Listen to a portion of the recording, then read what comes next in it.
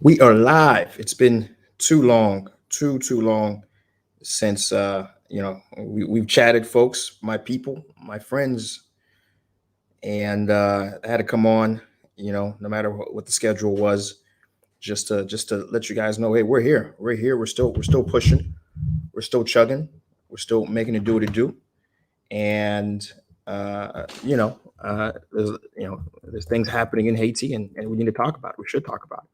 And per usual, this episode really is off the cuff. It's really the sort of stuff I am so happy I can do nowadays, specifically since we have Haiti Biz News that's happening every Monday through Thursday, right? That's giving you guys the news and thus freeing me up to just be able to have a conversation, just be able to have a conversation with you guys. I am going to put a link down in just a moment for you guys to send your questions in, and though for those who may want to discuss it on air, you guys will be able to.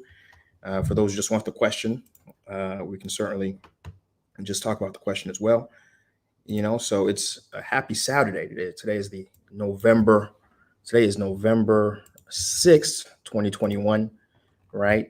And how we usually do. It's a one-man show today, so I'm gonna go ahead and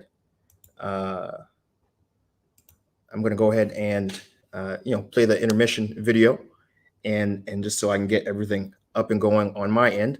For some reason, I can't. I remember I created a SeeJeanty media specific trans. What do you call it? What do we call that? Transmission video, right?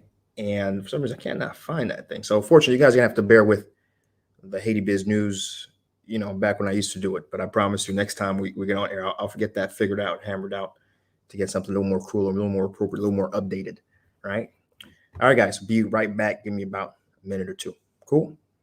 Got it.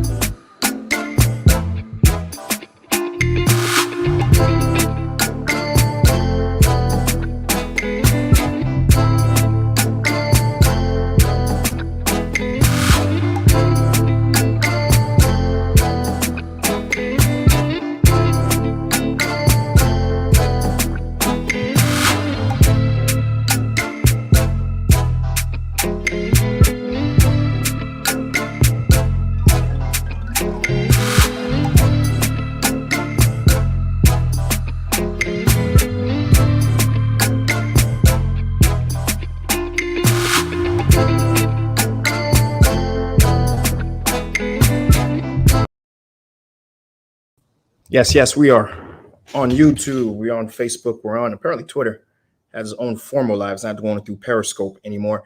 We're on IG. We're on all the different platforms. Of course, you're looking at the little ticker tape below. Make sure you send an email at SeeJeanty share. If you want to be on, I'll respond with a link to get you on the YouTube and Facebook. Those watching right now on IG, you won't necessarily catch that, but for those who are on the YouTube, Facebook, and Twitter, you guys will be able to be on and be able to participate. All right. So welcome. Today is 6th of November, right? And of course, the purpose of this hangout, this live chat, is to just give you guys an update. Again, I haven't been with the media team in Haiti to do what we usually do, which is travel around the country and show you guys that other perspective, other side. I want to say good morning to Arlene Wade. Good to have you in the chat today. What's up with to Robins? Good morning. I know this is not my usual time. Usually it's Sundays, 10 a.m., but I'm trying to shift away from Sundays, trying to keep Sundays a little bit more a little bit more akin to God's original intention as a day of relaxation and chillsation, right? So we're going to move, hopefully, probably more permanently, have this on Saturdays. Probably I may move around the time, though, just to kind of make it more convenient for everyone else. Here, right? So we'll play it by ear. We're moving around as we need to. But we have a lot to talk about. The situation in Haiti, right, has gotten from bad to worse to I don't know what to call it right now. I really don't know what to call it, right? And from all sides, from all perspectives, from all different levels, things continue to deteriorate. The security situation, of course, which is always had a bad rap, despite the fact that it was always concentrated in specific areas, and quite frankly, it still remains concentrated in specific areas. But folks, believe it or not, but the fact of the matter is, the places that it's concentrated, it's their critical economic artery ways, right? They're critical artery ways for the country, and the fact that they've gotten worse has only made the situation worse, right? Because what you have is a situation where gas comes in only one place in the whole country, which is that itself is insane, right? You think after I understand Duvalier kept everything concentrated in Port-au-Prince because that allowed him to hold on to power, but you would think we would have decentralized that in the 30 plus years since the fall of the dictatorship. You would have thought that gas could enter OCOP, gas could enter Jacmel, gas could enter in the South, right? You'd have these different entry points to allow gas not to be, a chess piece maneuver for gangs, right? Because when you have it come in one place, and that one place is the most dangerous place in Haiti, in the Caribbean, probably in the Western Hemisphere, Matissan, La Saline, City Soleil, these areas are the most dangerous places, right, in the Western. I mean, listen, I think I've shared this story for those who watched me long enough. I've made the misfortune of driving through those areas because you have to. Say if you're trying to go to Kafu, trying to go in the South, you have to drive those areas. And I've witnessed gunfights. Hello, I've witnessed legit gunfights, and I'm talking about little handguns. No, I've witnessed, the police taking cover, right, and somehow we ended up fine, right? But literally, gunfights happening, military-style gunfights, as if you're in Afghanistan, Iraq, in these specific areas. I haven't seen any guns anywhere else in Haiti, minus the fact, your guard, the guard that you have, guarding the shops and whatnot, have these shotguns. But Beyond that, have not seen any guns anywhere else in the country except in these Matissa areas, right? So it's no joke, right? And yet you allowed gas to be concentrated right next door to the most dangerous place in the Western Hemisphere, which is insane. And so that's truly why we are in such a difficult situation right now, right? The gas situation being what it is, of course, kidnapping, etc. I know you guys are, waiting to find out what's going to happen to these missionaries, white missionaries, white American missionaries who were kidnapped in Haiti, and we still don't know what's happening.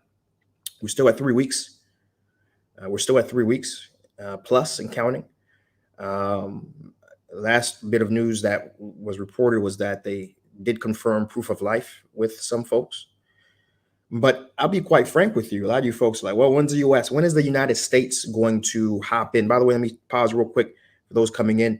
Send me a message, SeeJeanty@gmail.com, and I'll bring you onto the stream. We'll have a conversation. Whatever question you may have, you can ask it live on air, right? So do, send that over. I want to say what's up to a few folks I'm seeing in the chat here. Nicholas Colson, what's up? Hey, guys, what's up? How you doing? Abrafo Victor, hello, good morning, right? And of course, a few folks in the IG, what's up? Good morning. Happy Saturday.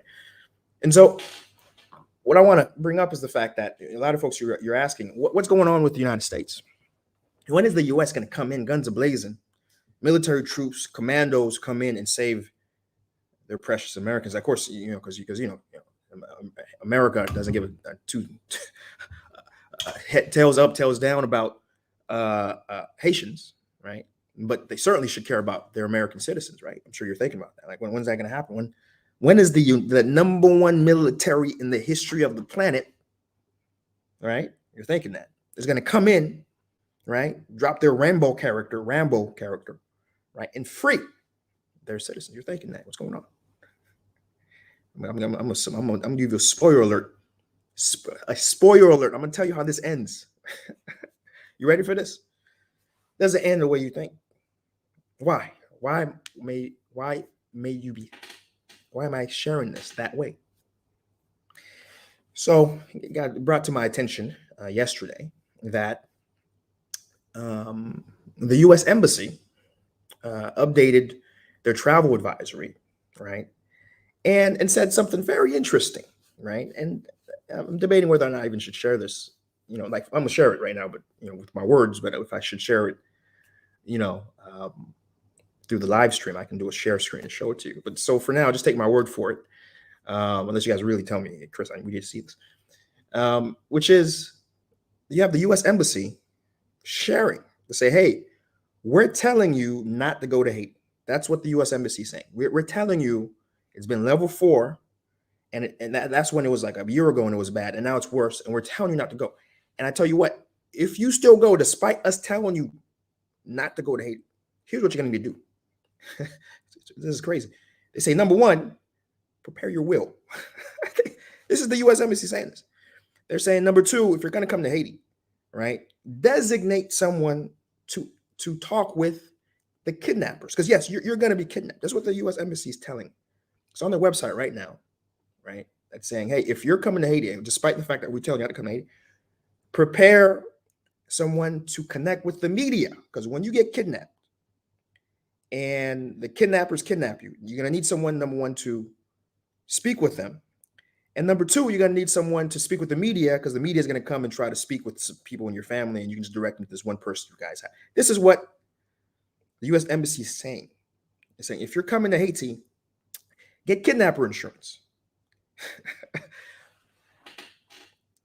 They're effectively washing their hands of responsibility to any American who comes to Haiti. That's the point of me sharing this. They're basically saying, hey, listen, you get kidnapped, you're on your own.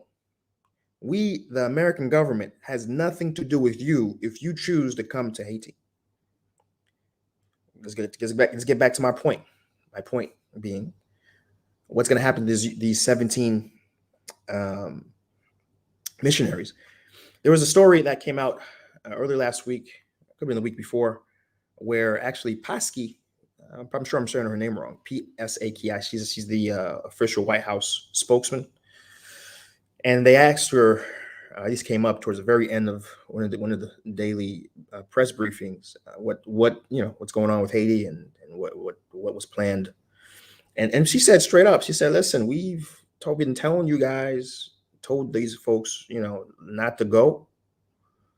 And of course, they said, yeah, they're very, very vaguely mentioned, yeah, we understand the situation right now with the Matissa and the gas, and we are here to provide a very loose sentence saying that sort of a lot of folks ran with that sentence to say, oh, the U.S. military is coming to, secure the corridor where gas is being blocked, right? That's what they took. A lot of places ran with it, but that's not what she said. She just said they're aware of the corridor situation, and they're providing a sort of basically they're aware of it and they're talking to us about it. But basically, that was the essence of it. Paraphrasing, that was the essence of it, of what she said. We're aware of it and we're talking to the police about it. That was it. That was the extent, but folks ran with it. But the point of me sharing that is, even at that point, the official stance of the White House is those people, we were telling these people, in fact, the short of it is they're giving the responsibility of the kidnapping of the situation that these kidnappers are on the kidnappees themselves. That's the situation, right? That's where they are. And things aren't, don't expect a massive engagement, not under Biden, right? Because again, I don't know if you guys been following me long enough, but I've told you guys, this is who Biden is. He told you guys in 1990, Biden said he didn't care if Haiti fell into the Caribbean basin, wouldn't care less, right? Doesn't care. And he said he knew it. It's a god awful thing to say. Huh. I'm saying anyways because hey, it's black people. What y'all gonna do? Not vote me in? What you guys gonna do? Not vote for me for president? Come on. I say what I want to say. Say, listen, Haiti can fall in the river. Doesn't matter to U.S. interest. I don't. Yeah. Hey, I'm still like an Italian mafia. Hey, what you gonna do? Hey, what you gonna do? Not vote me for president? Get out of here. You're not black. You don't vote for president. I can say what I want. I can cut your HBCU funding to a fraction of what I promised. Hey, what you gonna do? Not vote me for a second term? What you gonna do? I'm being very facetious here, guys, but you get my bitterness because you're seeing in real terms, in real life, the official stance of the White House. These things are degraded, right? And to the point where they're literally okay with leaving Americans where they are. And that's their official stance. That's their official stance. Okay. So, so that's the update, quite frankly. That's where I wanted you to know, to be at. So that's the update, which is the U.S. government has washed their hands of Haiti. And it's, two things are going to happen now, because I think a lot of folks have always asked for this in effect, which is they wanted Haiti to be able to self-determine itself. Well, here we are. We are, this is a unique time in history for Haiti, because we've had effectively, we're going on 6 years where the U.S. government has not cared one way or another for Haiti. You had Trump, Trump being Trump, being Trumpian, literally, just erasing where Haiti was on the map, and whatever happens there happens, which of course Jovenel took advantage of, but didn't take advantage of well enough because, he's not around anymore. And it's a terrible thing to say, but sorry. But now, of course, you have with Biden, Of course, similarly continuing with there's something. What's there? What's next to Dominican Republic? We don't quite know what's there. You know, what we need to bring somebody, an embassy. Who was there a few years ago? Kenneth Martin. Yeah. Let's bring Kenneth Martin. Yeah. His track record. What the change was able to bring? Just bring. Who do we have on the list who knows Haiti? Another ambassador who also did nothing. Right? Let's bring him over. Just bring him over. Let's just move on. Next agenda item. That's where we are. With the engagement. But that's this is a unique opportunity for us to do what we've been asking to do. Self-determine ourselves, right? But how is it going to happen? Right? How is it going to happen?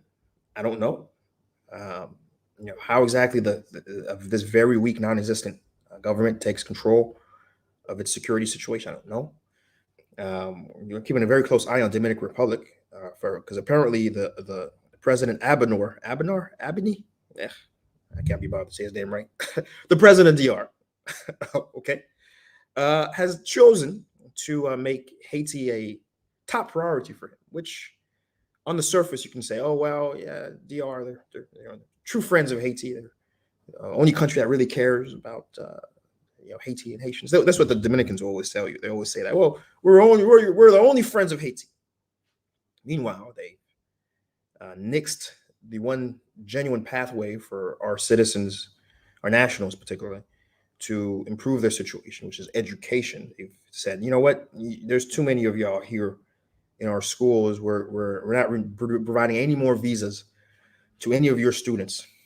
And by the way, Haitians make up somewhere around 60 to 70% of all international students going to universities in DR, by the way. And they said, yeah, we're not enough of that, right? That stopped officially. Also said that, you guys are using our hospitals a bit too much. Yeah, we understand there's no hospitals on that side of the island, but yeah, we're not here to, help save lives or anything like that. We're not here for humanity. We're not. What are we? A functioning country? What is that? No, you stay over there, and are working very aggressively to, anyone who's in hospital access to automatic. I mean, even though that's always been the informal policy of the Dominican Republic when it comes to Haitians.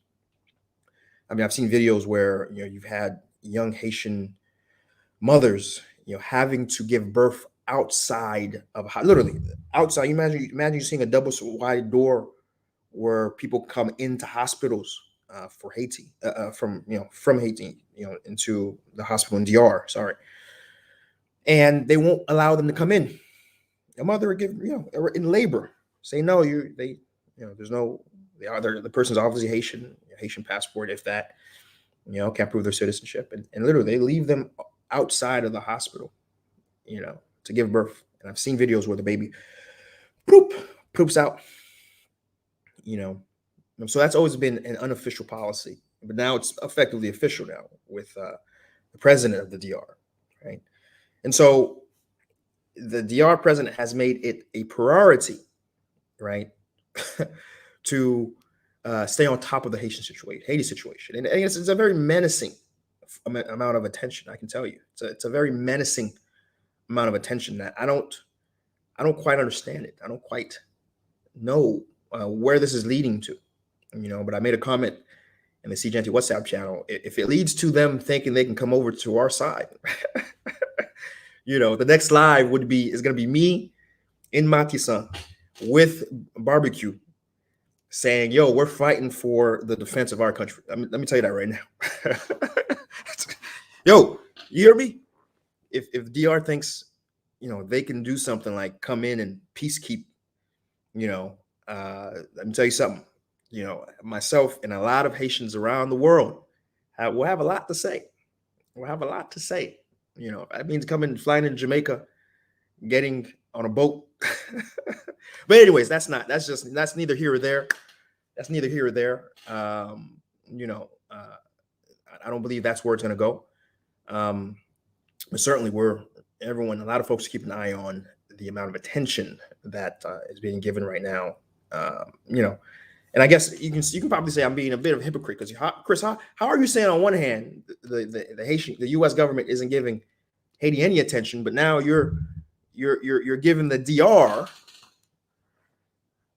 you know, pressure because they're giving Haiti too much attention. Be consistent, Chris. I get it. You're absolutely correct, right? But the track record of the attention we've gotten from the DR has not necessarily been the attention that I've, or any of folks who really understand the situation, have been in our best interests. I mean, listen. I've never seen prestige in the DR. Message received. Right? I've never seen prestige in the DR. Okay. I don't even think I've seen the rum barbacoa. You guys correct me if I'm wrong. Right? Meaning there is an unofficial blockage of some of our core products entering their country. And this leads us to where we're going today, by the way, which is a discussion of trade. The trade balance of DR is they enter roughly in a year $1.96 billion worth of product, right? $1.96 billion worth of product, DR to Haiti. You know how much Haiti brings the other direction? 7 million. 1.96 billion goes from DR to Haiti. 7 million goes, and this is a year, one calendar year, from Haiti to the DR, right? And in my advertisement for today's episode, I said, hey, it's Haiti's fault.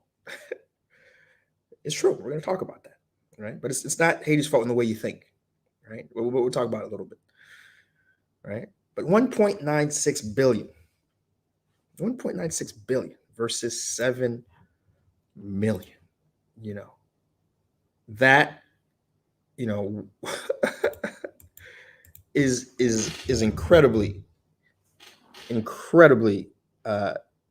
discouraging, to say the least, right? And by the way, guys, let me just stop right there and tell you guys, if you guys are looking to be on the live today, you know, send an email at SeeJeanty Share. Send an email at SeeJeanty Share. We'll send a link. I'd love to have you on. You ask a question, you bring on a comment, bring on a perspective. Love to have you on, because today's conference is a live chat. You know, remember, we don't do Haiti Biz News like per usual, even though this is still very topical.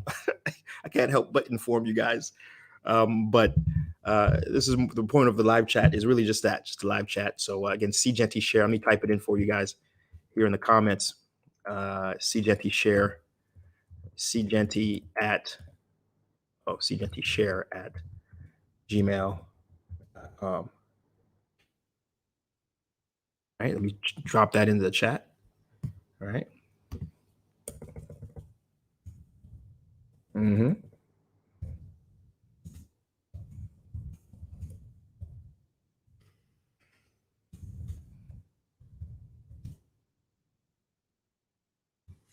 Got to do something here.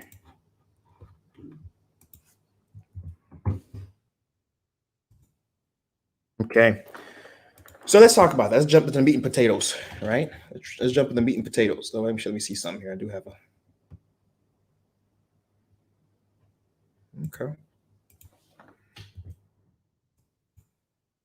Interesting question there. I'm seeing in my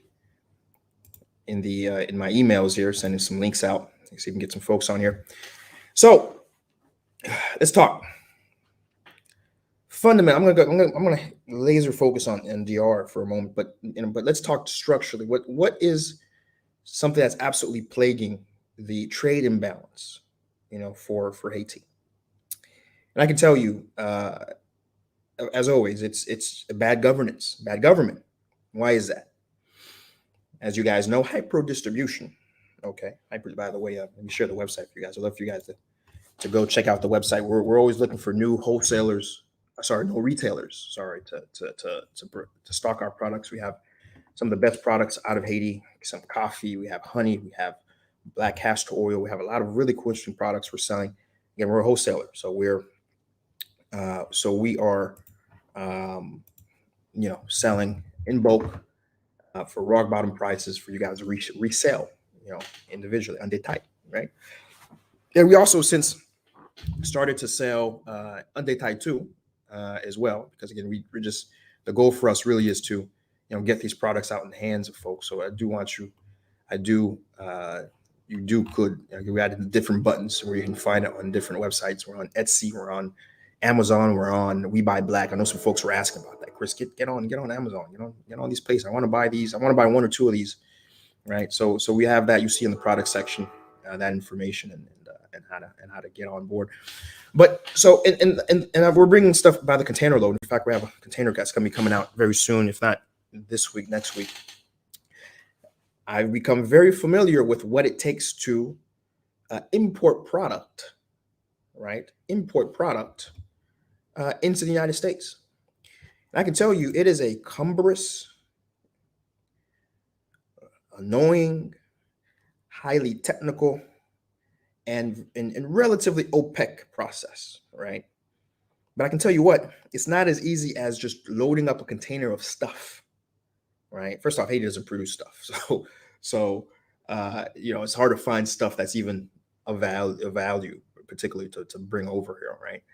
But that's a conversation for a different day, right? But myself, since I'm more in the food lane, right? You have to load up that product, right? You have to make declarations even before you bring that product over. You got to tell your CBP what's coming, right? And that's not an easy process. You have to be, and the reason why it's not an easy process to even have the privilege to tell the CBP what's coming, you either have to work with someone who's bonded or you have to be bonded yourself, right? And what does bonded mean? Bonded means you have to have insurance, right? You have to have insurance. You have to have an insurer say, hey, if you don't pay if there's any fines or penalties, then the insurer pays it, right? You have to be bonded. Bonding itself is a relatively difficult process because you have to find an insurer who's willing to insure you, right? And insurers offer, they have different criteria, right? If you're a newer company like mine's is, it's considerably, because there's a proof of income. Typically, a lot of these places want to prove your income. They want to know how much you're making, right? In case something happens, you have the funds to really cover it by your revenue, right? And some places are a little easier. You got to shop around. It's time consuming, right? So, but you see, there's a structure in place where it's not just anybody, right? And that's one thing that's what I'm trying to get at here is that bringing stuff into Haiti is the easiest thing on the planet. You just load up a container of garbage, stuff it in a container, bring it over here. Now, once it's over here, of course, there isn't a appropriate legal process that makes it hard. It's the corruption and the racketeering, right? And the requirement for bribes that makes it a very difficult process. But it's not a structurally difficult process. And one of the reasons why, the gun eggs, right? I say gun egg, but the big nigga you get gros épaules, right? Who have incredible systematic power to begin with, are able to do what they want. They bring in what they want, able to do what they want, because it's so easy to bring in, right, product, right? Give me 1 second here.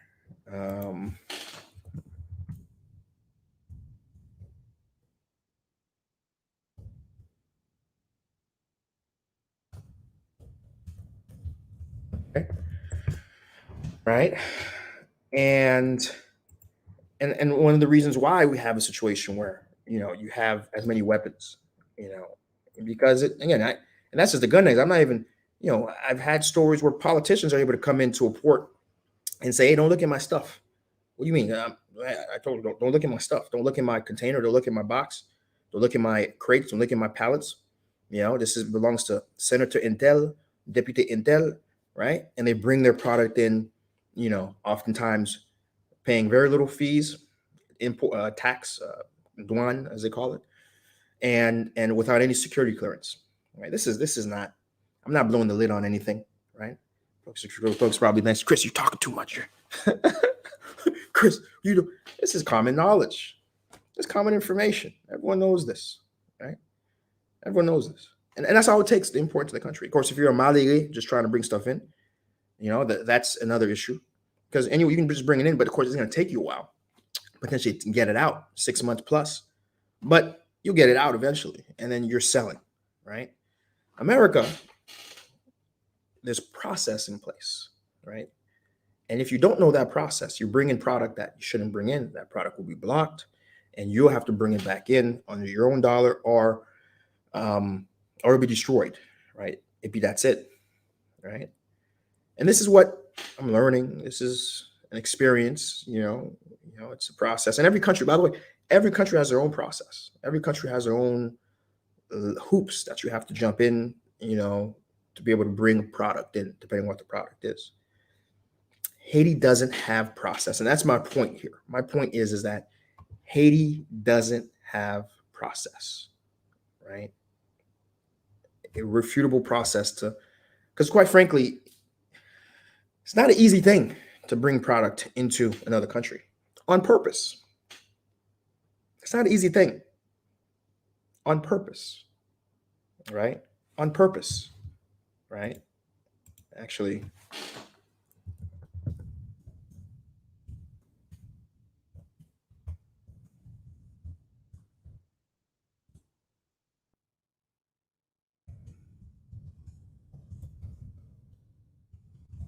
right?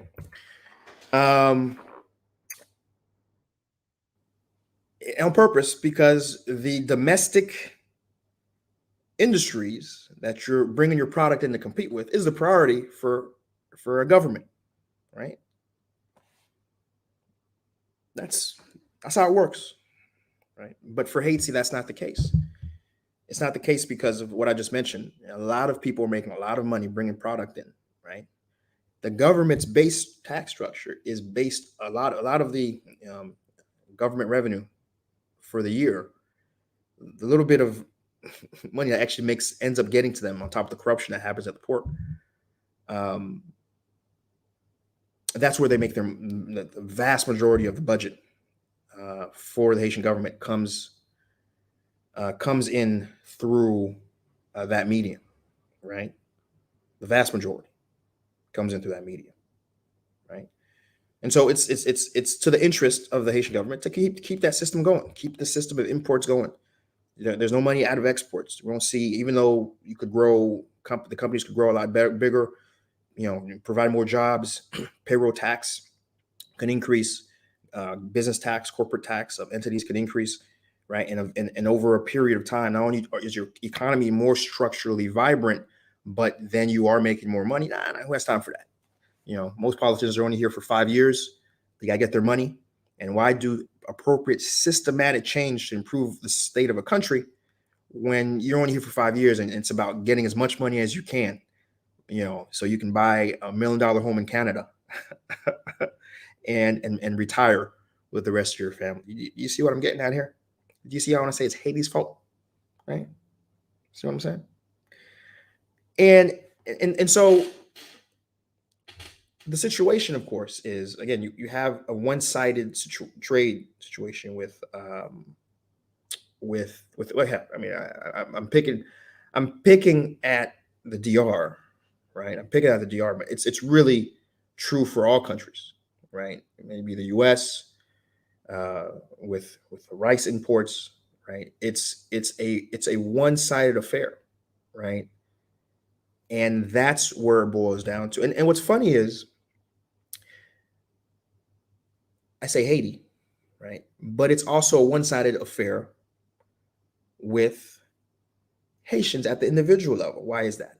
I know for every one person, unfortunately, I've met a few people who are doing business the other direction. I know a few folks who are bringing 10 cases of this and a few boxes of that product from, food products and just different products out of Haiti into America. But for every one person I meet doing it that way, by the way, the right way, I meet 10 to 20 people who are doing business the other direction. For example, here, even in the warehouse I'm at, it's a warehouse that also has different docks and different people use docks, right? I personally know there's at least 4 or 5 Haitians who own docks here, and they're bringing in product. They're in the container business, right? What does that mean?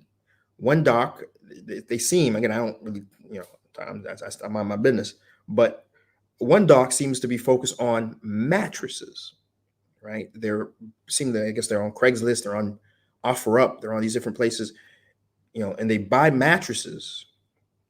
And again, and once their dock gets full, they put them on a container, and the container goes over there, and then how they make their money, I don't know. I guess at some point they have somebody on the other side who collects the money. When the money gets collected, they kick back a percentage back to these folks, right? Another dock, from what I saw, has chairs and secondhand generators and a bunch of different stuff, bought secondhand again and shipped over there, right? Another spot I know of, and this is just one random facility that I didn't know devant Georges or devant Sam, right? But they've there's Haitians bringing stuff in, and another dock is clothes.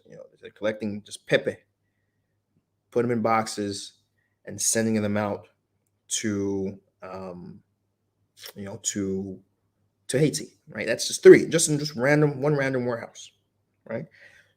So my point is what? My point is, right? My point is micro makes macro. What does that mean? The cumulative efforts of individuals create a macro condition, right? So when you have a bunch of individual Haitians, right, looking to say, oh, I'm gonna make a quick buck by just buying stuff and reselling them, and put a load in a container and bringing them to Haiti, rather than potentially focus on the other direction like every other race of people do, right? You have a situation that exacerbates and makes the situation in Haiti even worse. And again, I don't blame these folks. You may think, well, these folks are this and that. I don't blame these folks. A lot of them we culturally as Haitians, we have not evolved to a place where we think about how things affect our people. It's okay. Listen, that's just the way it is. I don't ask yourself before you guys throw the first stone, ask yourself about your parents. Would your parents think about this as we're talking about it today? No, because their parents didn't instill a sense of what can we do for country, right? No, we were instilled, let's get on a boat. They were instilled, I'm sorry. Get on a boat, save yourself. Get on a boat, save yourself, and the country doesn't owe you a thing, make $1 off from it, right? That's what they were, that's their perspective of that generation. And I can empathize with it, given I've seen how my parents have struggled and made efforts when they got here, right? With the dual difficulty of trying to navigate, the U.S. society, who, as we've seen with George Floyd and a lot of BLM this past, it wasn't friendly then. And I know you Haitians remember the 3 H's or the 4 H's, and Haitians were part of the H's, HIV, Haitians. It was that world they were living in, right? A world that still arguably hasn't changed much, since, right? And again, you even Duvalier didn't do much on the individual level to a lot of Haitians. Folks were left to their own devices so long as they didn't speak negatively on Duvalier, right? And so this is the ecosystem which and again, by the way, a lot of folks I saw who were doing this, they're older. They're in their, seem to be 60s almost. And it's just a way to make a quick, honest buck, right? So I don't fault them. But I think it's on us now in this generation, to see how we can do business a better way, make money a better way, right? And it's not easy, right? Because I'm gonna tell you, with hyper distribution, I'm Monday through Friday, 10 hours plus a week, meeting with grocery store, convenience stores, wholesalers, cold calling, making cold meeting, walking in the stores, and having these conversations about, getting our products in stores. I can tell you, we've been incredibly successful. I mean, in just a very short amount of time, we're already in South Florida. We're somewhere around 20, 25 plus stores, throughout South Florida. that you can find Haitian coffee, castor oil. You can find Haitian miel. You can find SS vanille, right? You can find, so many. And we have new products coming in, right? So we're making progress, right? Jean, we're finding Jean in stores, right? Because of hyper distribution. But I'm okay with getting in competition with other folks from Haiti. I want to see Lalo. I want to see a lot of other products in our stores, but most importantly, we're looking for those products, right? Are we looking for those products? I've talked about this a lot of times. Are we looking for those products at the, and this is why, when I say the issue of trade, it's it's Haiti's fault. And I'm not just talking about the government. I'm talking about individual Haitians who are exporting product out. But even you watching this, shaking your head saying, darn these, see, it's you. Show me a receipt. Show me a receipt. Show me a receipt of a made in Haiti product within the past week that you buy. Oh, yeah, that's right. Real quiet. I was seeing a lot of comments streaming a moment ago. This comment stopped. Folks can't show me a receipt that says, yeah, Chris, right here. Made in Haiti. Coffee right there. Boom. What's up? Can't show it to me. Because it's easier to complain and pass the blame to someone else. I just had a drop. I brought that up. I was at 14 viewers on IG, dropped to 9. People didn't like that. People don't like that when the responsibility and the light is shined on them and their lack of action. Right? Folks don't like that. It's easier to blame the government. It's easier to blame barbecue. It's easier to blame the United States of America. Right? It's easy. But when I ask you, hey, man, last week, show me a receipt. When's the last made in Haiti product? I ain't saying go to your local restaurant and buy a pate, right? I'm asking you, show me when you went to Amazon and you looked for something made in Haiti and you purchased it. I'm saying instead of going to Publix that doesn't staff any Haitian products, go to a Bravo. Go to another, local, like, for example, a food town. There's a few food towns in South Florida, for example. Go to a food town that stocks ethnic products, potentially Haitian products, right? And when's the last time you've been to, for example, Pompano Beach has a great little store called Family Budget Supermarket, and they staff a lot of made in Haiti products, right? When's the last time you did a search and you put in your Google, you put Caribbean grocery store? Cheat code, I'm telling you guys. Go put in your Google Maps, put grocery, a Caribbean grocery store, just to see what's around your area. And then real quick, you can see which ones are Haitian and which ones are not. You can see real quick. The ones that are not Haitian usually have a Latino name in there, right? The ones that are Haitian, you can clearly figure out. There's one in North Miami called Horace Supermarket. And then when you pull into the parking lot, everything's just red and blue and Haitian flagged up. Yeah, this is a Haitian store. At least a store that has a lot of respect for our Haitian products and stocks a lot of them, right? And I see somebody saying, Judith saying, yeah, I buy Haitian products from Bravo and been trying to. There you go. That's what's up. Respect, right? And Matt Joseph goes, yep, accountability is Haitian's worst enemy. Well said, right? And as I've shared a lot of times here on my stream, I've said, when are we Haitians going to inconvenience ourselves, right, for Haiti, right? Meaning we go out our way, just like every other race of people do, like for example, the Jewish people. Of course, they have it enshrined in their culture and their religion that, hey, we only eat kosher foods, right? We will not purchase any other foods that are not kosher. And what does that force? That forces then they don't shop in Winn-Dixie or Publix or Walmart, right? They have to go to a store that provides kosher. And that store that provides kosher is 99.9% of the time owned by a Jewish person, right? And 99% of the time they're buying stuff from someone who's of Jewish descent somewhere. It may be from Israel, maybe, because again, it's a Jewish person who knows how to make a sausage or, well, no, not sausage. Yeah, that's pork. But, whatever food, kosher, right? And thus they're keeping that dollar flowing within their cultural ecosystem, right? And it's a beautiful thing to have it enshrined in their religion, right? To say, hey, You won't be a true Jewish person. You go in the, if you don't eat kosher. So I'm not saying every Jewish person eats kosher, but they know it's knowledge, common knowledge. Enshrined. When is that going to be enshrined to be a Haitian? To say, hey, you know what? I always look first to see if there's a Haitian version of the product that I can buy. Have it stocked in my home. It's a little more pricey. It's a little more pricey. It is what it is. But my priority is to support Haitian products no matter what. Right? That's what I mean when I say the reason our trade imbalance is a Haitian issue. It's Haiti's fault. And all Haitians are a part of that issue. Right. And I'm glad I'm seeing a few folks in the chat saying, yo, no, Chris, I bought this, I bought that.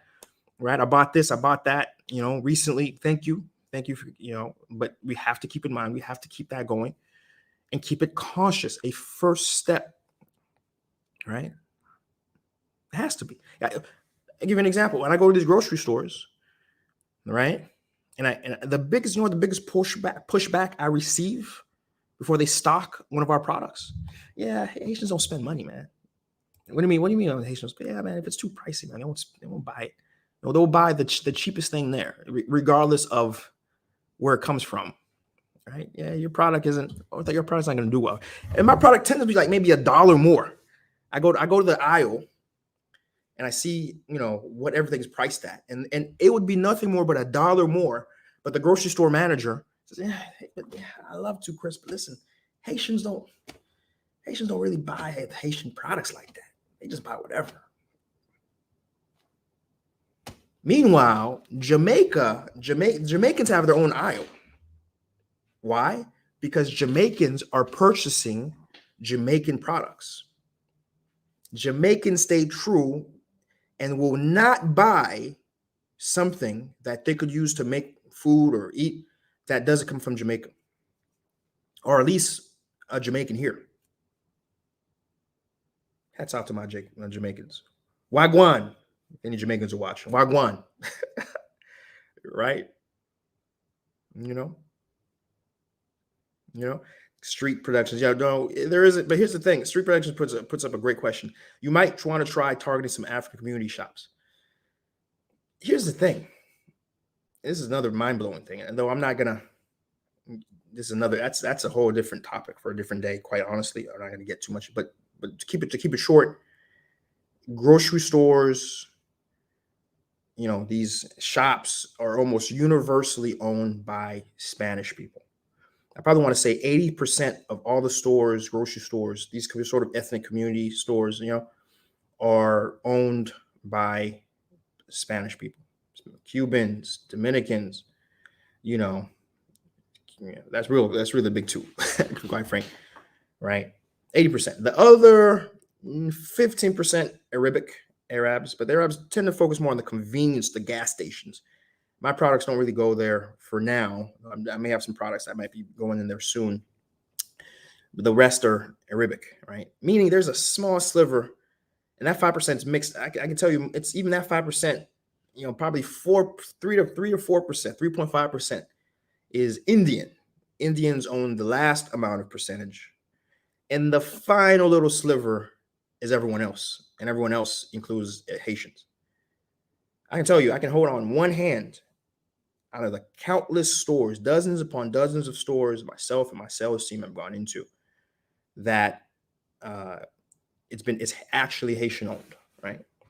To be fair, the few ones that are Haitian owned respect, because they purchase our products sight unseen, because they understand we're here to support Haitian products. So I have a lot of, so for those who say Haitians support Haitians, well, business owners do. They see our products, they purchase our products. But the problem is there's only 1% of the grocery stores and convenience stores in our communities, by the way. Right? In fact, it was crazy. Some of the most rude, I'll be honest, there's no other word for it, just flagrantly racist treatment myself and my team has experienced has been in Little Haiti. Let that soak in for a minute. In Little Haiti, I've walked into grocery stores and the energy, they're not going to just outright say the N-word to you, But the energy that you feel when you walk into a grocery store with Haitian products in your hand, what? It's like, yo, and you're like, Chris, why you bringing race into it, man? He's probably legit busy. I'm sorry, just you know, anyone who's Black in America, you know, you know, you know the difference, you know, and it's just mind blowing to me that it's in Little Haiti, that that the energy is, we'll take their money, whatever little money they have, we'll take their services, we'll let them use, do cam transfer in our stores, but don't let them come in our stores and try to, sell to us and make money and come up on us. Nah. Ain't that. Hats off to the ones that because again, I'm saying this, but it's a small percentage relative, because we've been to a lot of stores, and probably I'd say 5-10% overall treats us in a way we feel we're being treated that way just because of who we are, our skin color. Very small percentage, right? So hats off to those who some of the coolest folks I've had opportunities are, Dominican, Latino, Cuban. Chris, I like your product. Here's blah, blah, papi. But what I'm telling you though is, of that 5-10%, 90% happens in our communities. What? How is that possible?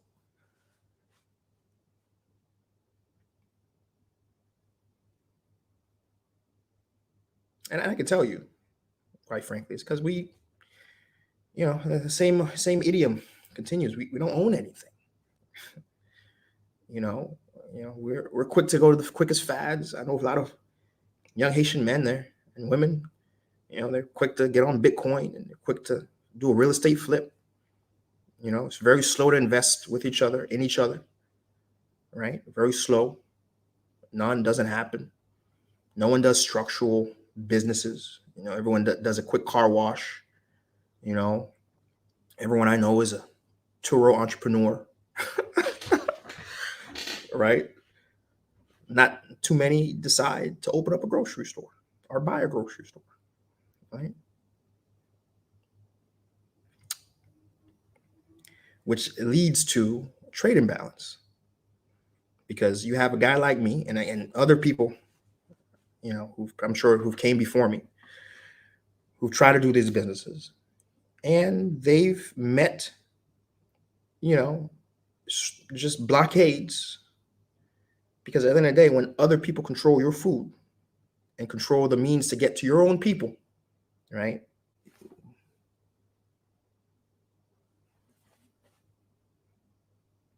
Just like that meme, it is what it is. It is what it is.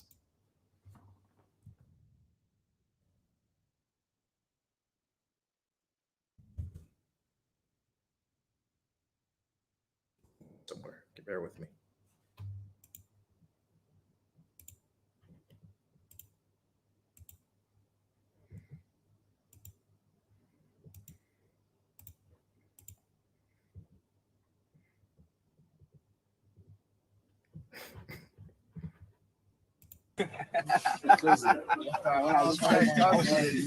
It is what it is. Can you guys hear that? I think I hope you guys heard that. I didn't hear it. I just played the meme though. It is what it is meme. I just played it. Right? Just played it. Right. It is what it is. En tout cas, let me summarize. Right. We have a responsibility to look for and buy Haitian products individually. And if you're not going out your way to buy a Haitian product once a week, once every other week, review your basket, review your refrigerator to say, what do I have here that could have been Haitian? Right.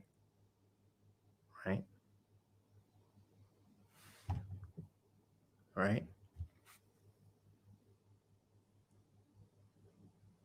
You're part of the problem. So that's summary number one. Summary number two is what? Is, of course, we have a structural issue where it's too easy to import in the country. Anybody and their mama can just load up a container and just go. There isn't a structural legal process like there is in America and other countries to make it very cumbersome. Like, for example, having a surety bond so you can even interact with customs, right? Or have to use a middleman who has a bond, and there's very strict regulations they have to follow, right? There isn't that, right? There isn't, right? In Haiti, bring it. So anyone can bring it in. And then, of course, the only real issue is because it's so easy.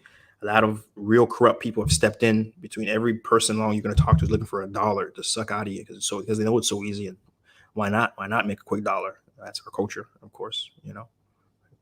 I first, country never, right? And then finally, you have a system of abusers between politicians, and the guneg, who, listen, they're not here to necessarily change anything. It may not necessarily be, they may not have been the first mover that's caused the system to be what it is, but certainly they're here to win the game. and they're executing this best strategy to win that game, and they're winning. I'll tell you that much, right? And so you have an ecosystem, and the ecosystem thus is all Haitian. It's all Haitian, right? Of course, there's other aspects. I'm not going to sit here and tell you that Bill Clinton didn't have an issue, didn't have a line in it. I'm not going to sit here and tell you that, when the Dominicans are making $1.6 or $1.9 billion importing our products, they don't have an incentive to, keep things the status quo by any means necessary. I'm not here to provide some sort of naive argument. Like, I don't know, there's other factors happening. Come on, we know this. But what can you control? What can you control as Haitians? You should be able to control Haitians and the whole entire ecosystem of Haitians. And thus we have the blame there.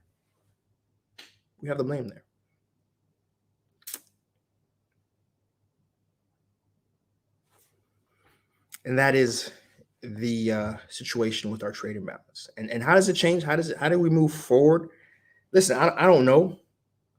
But listen, in the meantime, there's a reason why we started this media company. We didn't see media the way that media for Haiti needed to be presented.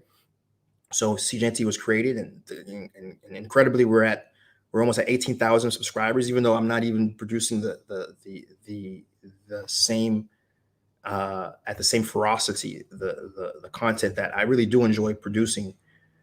We're still growing in subscribers, right? And that content still exists for folks to watch, and we're going to get back to that pure, high octane content when things align and I can do it. But in the meantime, we have Haiti Biz News. We have a lot of other content to keep folks informed, keep folks going. The same content I've never seen with Haiti. Again, by the way, guys, if you're not watching Haiti Biz News, put that in your calendar. Monday through Friday, the episode usually drops around 3 to 4 p.m. Make sure to share it too, because again, you're not going to find too many good places that can consistently Monday to Friday give you Haiti Biz News.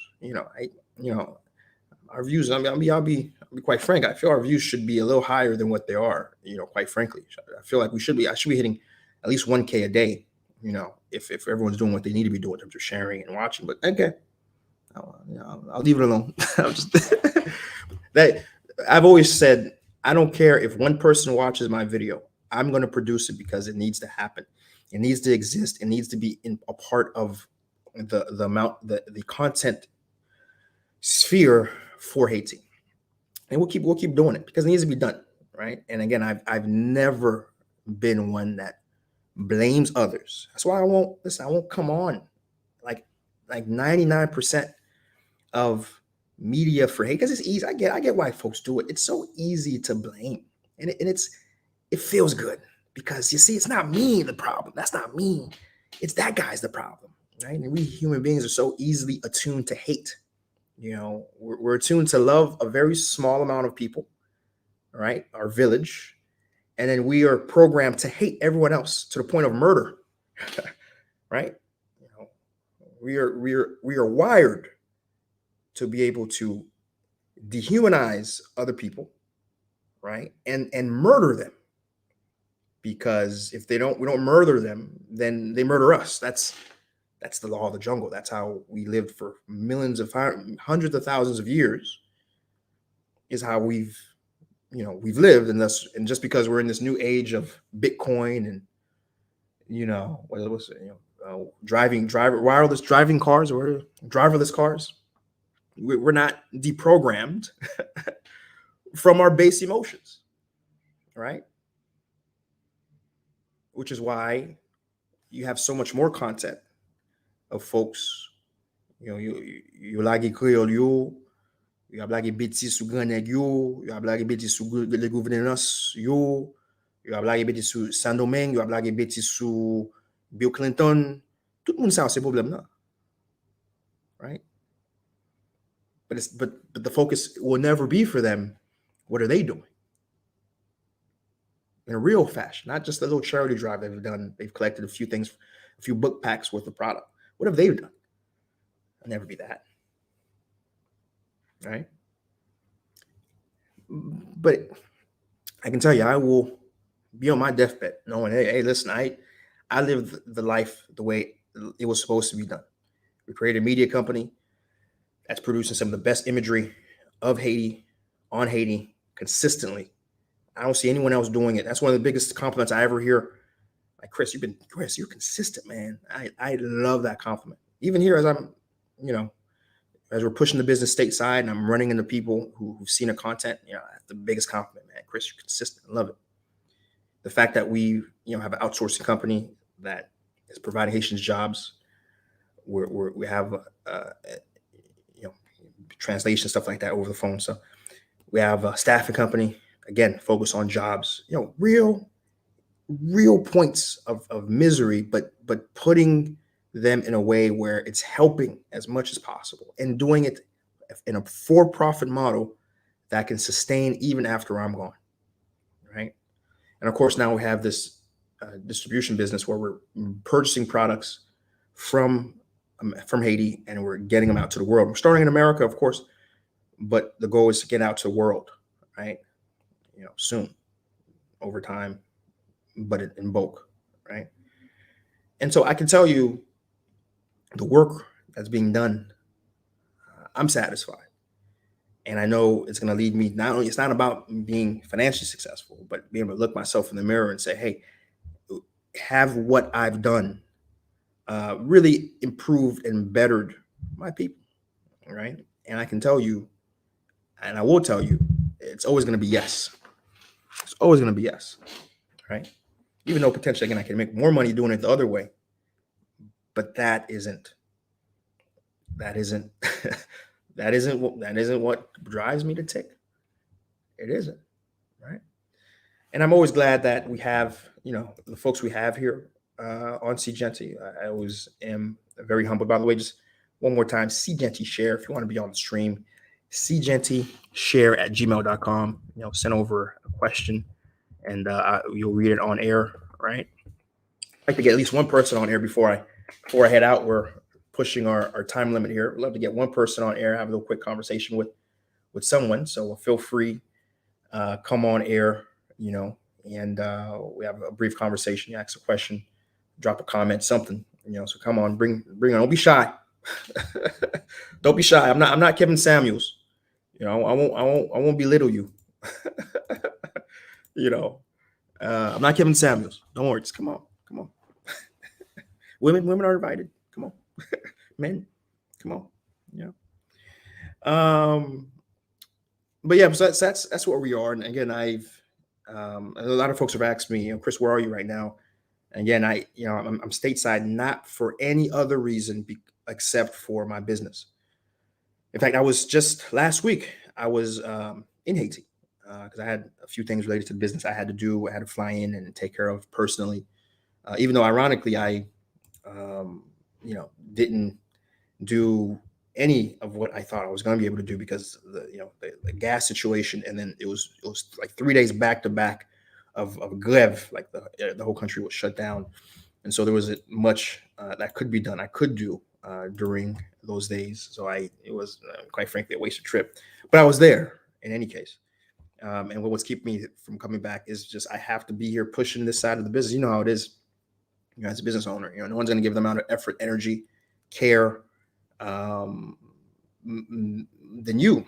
No matter how great the folks you bring on your team is, at the end of the day, you know how it is. Until the situation becomes autopilot, you really have to be, the engine, the airline that's keeping the plane afloat, right? But of course, it's about building systems. And I'm reading a question here I just got. I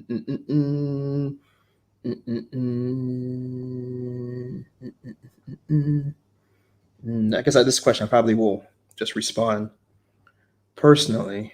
I think is there a list of actual, I can read this on air. This person wrote, basically they're looking for a list of businesses that are Haitian that they can look for, right? And so, so Jean Tunis, I don't know if I was allowed to say your name on air, but to answer your question, just go to the website, man. Harper Distribution. Go to the website. We just recently, maybe yesterday, we added for each of our products where you can find them individually on Amazon. If they are We Buy Black, we're also on We Buy Black. We're on Etsy as well. We can buy those individual at the individual level, or if you want to buy in bulk and become a wholesaler in your area, then just you ask for a quote. Depending on how much you're trying to bring over, and where you are, we'll get you a specific itemized quote to be able to sell those products locally in your area too, right? Because at the end of the day, it's not, allowing Amazon to make a buck off you. It's great, but why not make your own buck? Why not buy and then resell your products as well through your friends, through your network, through your stores, right? And so Jean didn't want to come on air, but I hope that does answer your question, Jean. If you're watching, that should help you out there, right? And so that's really the key points where I wanted to hit today, right? I wanted to really be able to hit those lines, and just let you guys know I'm here. We're still here, SeeJeanty's still here. We're still pushing, right? We're still trying to encourage. We're still trying to, I don't want to use the word inspire. That's I'm not. Who am I to inspire someone? I'm just trying to encourage. That's the best word. Encourage. At a time where there isn't much to encourage, right? You're reading these things, and quite frankly, it's, listen. I'm gonna keep it real 100 with you guys. Like, listen. I'll buy my plane ticket today for tomorrow. There's nothing happening in Haiti that's gonna keep me out. Straight up. I'm telling you right, straight up. Nothing short of a straight civil war, which I don't see. We don't have factions like that, anymore anyway, since Duvalier wiped out the mulattoes. At least their power structure. I'm sorry, their power structure, right? So nothing short of a civil war, which isn't going to happen, would keep me out of Haiti, right? So I'm in Haiti all the time. But would I ask, if someone asks me who is nearly as familiar with Haiti, hey, Chris, can I come to Haiti right now? It breaks my heart that I would tell someone no. It breaks my heart, that I would tell them no, right? It breaks my heart, because Haiti at this point in time, it is not a place for a novice person to come to right now. If you're Haitian American, spent your whole life in America and never been to Haiti, I think someone had asked me earlier privately, hey, Chris, if I want to go do a resort right now, would you advise me to? Man, I don't know. For sure, if you're just going to visit someone, I'd say no. But a resort, they come pick you up. Where the resorts are, they're nowhere near where the difficulties are at the moment. So that's why I'm not immediately to say no. But on the flip side, like, you know, the situation with the gas. Are you gonna have a good time? That's what I'm thinking about. Like, are you gonna have a good time? Because even the resorts right now are running out of gas. Because even the resorts understand the resorts run on diesel. They don't have state power, right? They run on diesel, right? And so, you know, are you gonna have a good time? You just, again, put the insecurity aspect to the side for a moment. Are you gonna have a good time?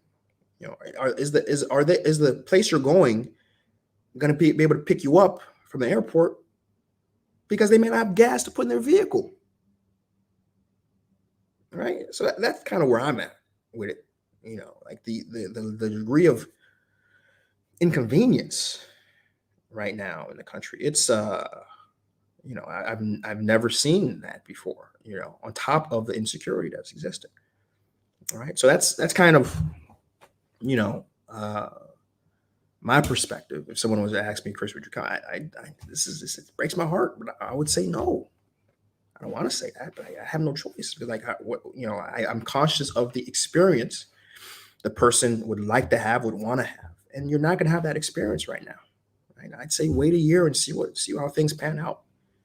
At the very least, we need the petroleum crisis, right, which is linked to the insecurity, to pan out before I would start to recommend folks to be able to come into the country, right? Because even during the period of pay lock, right? Remember when the countries were legit shut down, like mass demonstrations across the country.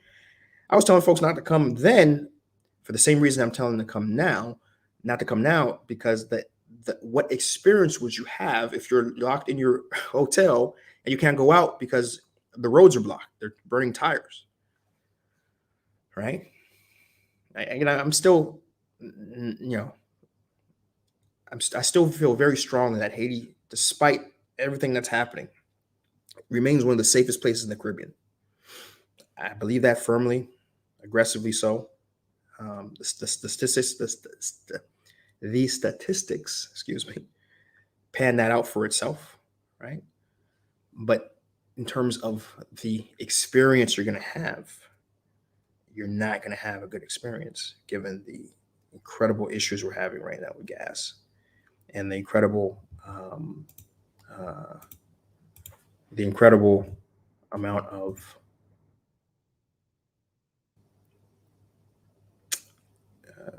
that was what I'm looking for. Social unrest that's happening in the country right now, right? So that's where we're at. I do have a few folks in the emails here. I sent you guys links. I like to at least bring one person on screen before I call it a live show, because I can't call it a live show if I don't bring at least one person on here, right? So I've sent a few links out waiting for them to come in and get themselves set up. But while I'm waiting, let's skim through the chats here and see what folks are saying. So that might be maybe of interest, right? To sort of have a discussion on air, right? There's interesting comments back and forth in the chat. Always happy to see. Folks conversating and informing themselves. A lot of, it was one thing I can tell you about my chats. I probably have some of the most well-informed, solid conversations that happen anywhere online. I can tell you, take that as a compliment to those who are watching and commenting. You guys are easily, hands down, some of the most informed, well thought out folks who watch anything.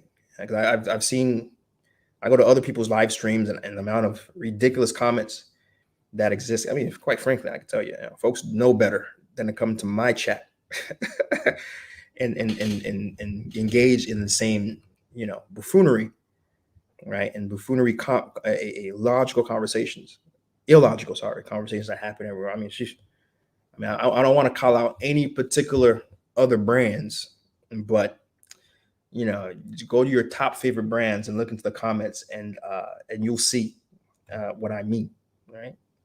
And I'll leave it at that. I will leave it at that. Thank you for some of the folks who are saying, providing some positive feedback. I got Street Team Production saying, are other Haitian exporters experiencing the same thing I'm experiencing?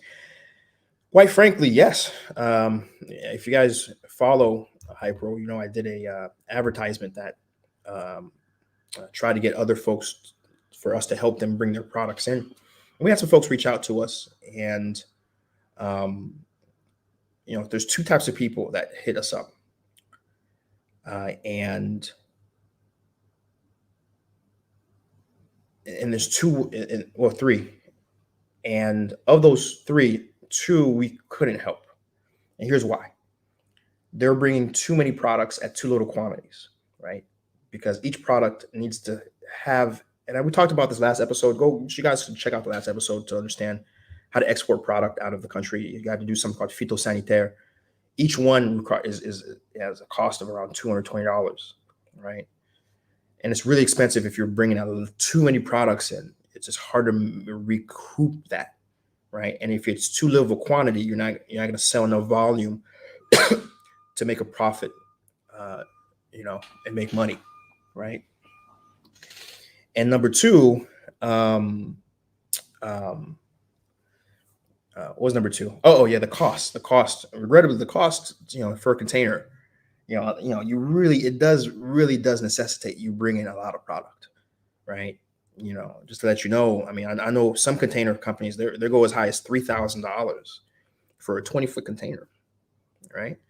And so if you're gonna pay $3,000 to transport your product from Haiti to America, guess what? You're gonna need enough stuff in that container to make that $3,000 negligible, right? Meaning that $3 would have to be very, very little.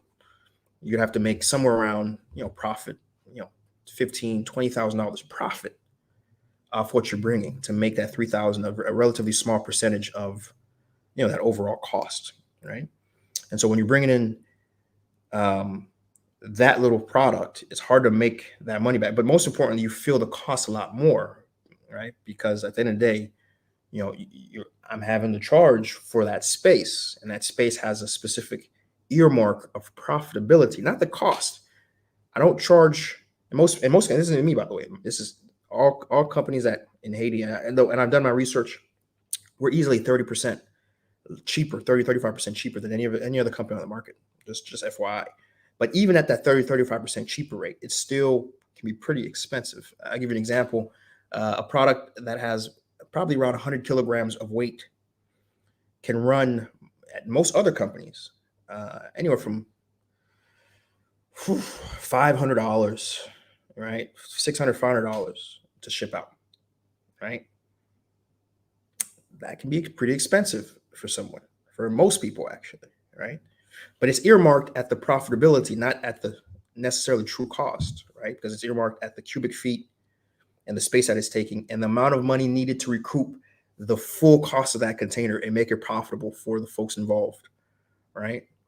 Again, it's a complicated thing. I won't bore you. I won't bore you to pieces with how it works, right? But that is an aspect that makes exporting out of Haiti difficult, right? It makes exporting to Haiti pretty difficult, right? But the short of it is, you know, it's typically advantageous, you know, the most cost affordable way to export out of Haiti for now, especially for folks who usually do it the way where they're bringing multiple products at smaller quantities. It's usually doing it by air freight, which can be still pretty expensive. But you see what I mean when there's a structural issue with how things happen in Haiti, because not only is it more legally, I should have brought that up in the beginning. Not only is it difficult in terms of the legal nuances, but the cost, because it's a fraction of a cost to bring. I know there's some container companies that charge you like 50 cents a pound or 50 cents a kilogram to bring in products in from America to Haiti, versus what it ends up being when you're bringing stuff out ends up being probably closer to probably $2 or so, $2, $1.75, $1.50 a kilogram / pound. It says kilogram to bring stuff out. So it's easily 3 to 4 times more money to bring product the other direction. So you see how there's a structural issue here, right? In terms of the trade game. that puts Haiti in the situation where, again, you have 1.9 billion coming into Haiti from DR, for example, and then 7 million going out. You see how there's a structural game. So there's legal nuances being what they are, and then just the base cost structure to be, being what it is, really puts Haiti at a disadvantage, and why there needs to be an intervention, right? There is an intervention, right? So I think I am going to end it soon here. I think I will answer a question here. It says, have I heard of a treaty between Haiti and ratified? What's your thoughts? I think a lot of I've heard this. I think usually when folks go in this direction, they go in the direction of, the conspiracy direction. I'm being asked to comment about the treaty of September, the treaty around 1915, and particularly as I understand it, it's a chain of conspiracy of thought that starts with the fact that treaty, and I think that we were forced to sign, did allow Americans to, for the first time, own land in Haiti for a very long time, especially since under Dessalines. In any case, foreigners weren't allowed to own land, right? And so that changed, and even more nuanced, be owners of corporations in particular, that wasn't allowed as well for up until 1915. And then from there, the conspiracy goes on to say, that's why America has been, X, Y, and Z, and they took our gold. It happened. It's important that we know it happened. But my focus is today, on November 6th, 2021. That's where my focus is. And my focus is there's somewhere around 4 million Haitians plus living abroad, living in America. And what can those Haitians do to support Haiti today, right? And that's where my focus is. That's where my conversation is. And that's kind of where I'm at. I'm not here to stay focused on the blame game. I'm here to, what can we do? How can we inform ourselves? How can we work together? How can we create structural businesses, for example? Honestly, after my experience thus far, going to these grocery stores, grocery chains, though starting a new business is one of the most exhausting things on the planet, but I'm already looking 5 years from now. I'm like, man, I want to open a grocery store. Like, I want to open a grocery store that's going to be Haitian owned in our community, right? Because it's insane that in Little Haiti, it's insane in North Miami, it's insane in parts of Pompano Beach. Though gratefully there is a handful of grocery stores and convenience stores that are Haitian owned in Pompano, which is awesome. But in too many places, there is no ownership from the people in that community, our people. And so certainly I'm looking to change that at some point. I can't help but, it's an itch. It just, every time I'm going through a new venture like I am right now, the stress, the uncertainty, the difficulty, the effort, the work, and I'm like, I'm never doing this again. Once I reach break even, I'm never doing it again. I'm going to ride this business out, and I'm never starting a new venture. But on the back of my head, you're seeing there's some money to be made here, right? And Haitian should be doing it. Haitian needs to be doing it. More importantly, there needs to be an example of a Haitian doing it, so other Haitians can say, wait a minute, oh, this guy's doing it, maybe I can do it. And that leads to the change that we need domestically for Haitians and eventually for Haitians everywhere, right? All right. Any case, sorry guys, I didn't get anybody on air today. That's we have a lot of shy folks, unfortunately. Actually, I'm going to answer this question: how a Haitian farmer can become a raw product provider. So Haitians, so there's a reason why my company only works with proven producers. When I say proven, every one of my products, they come from producers that are in stores in Haiti already. right? They're in stores in Haiti already because, they have very specific relationships at the farmer level that gives them a natural advantage and reduces a lot of the risk I have in stocking their product. Because usually in stuff like this, what most people do, they it's advertisable. It makes you feel good. Folks go a little too hard in the feel good direction, and not so much understanding there needs to be a very solid business premise behind what you're doing. And too many times folks go and we'll start working with the farmers. We'll invest in the farm. We'll teach them X, Y, and Z, and we'll buy from them, right? But then, so first off, that's extremely risky. The entire history of Haiti has been trying to get farmers to produce better and farmers not, right? There's another way to say it. It's, going at the farmer level as someone who isn't of that community, it's really difficult and it's wrought with risk. Like the vast majority of ventures in that form, in that fashion, do not exist after 5 years, right? But that seems to be the way how folks think about, this is how I'm gonna go and do business in Haiti, for like agriculture import. I'm gonna go in, work with some farmers, have them produce a bunch of product and buy it from them, and then I'll sell it. But here's the thing, like, I'll give you an example with Cafe Lux. That's a company that we stock. We work with them because his father, the owner, Remy Tufus, was in Chiot, the coffee region, one of the top coffee regions, buying and selling coffee beans his whole life. And then when he grew up and went to university, he became an agronomist, right? Agriculture based degree. And then when he got out, he then focused on actually transforming, because his father wasn't transforming, but he started transforming those beans into ground gourmet coffee, packaging them, and sells them all across Haiti. He's in from Jacmel, where it's produced, to everywhere. Jeremy, I've seen his stuff in the shelves in Jeremy. He's in Port-au-Prince. I've been informed he's in Okap. He's everywhere. Right? And he has a relationship with the farmers there that are solid, right? Solid. There is no risk there. He's been doing business there for generations, right? Him and his dad, at least that's a generation. That's multiple generations. That makes an S, right? Generations. So there's no risk there for me to come in, plug into that, buy his product, and know that the day where I get an order that says, hey, I need 2,000 bags of your coffee, I can turn around, make that call, and then within a week, he has it done, right? There's no risk for me. The focus, it allows me to focus where I need to be, which is selling, which is getting that product to as many different places in America. And it solidifies my production process, right? Which is usually the most difficult and risky part.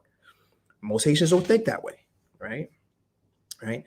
And so to answer your question, Rock Shell,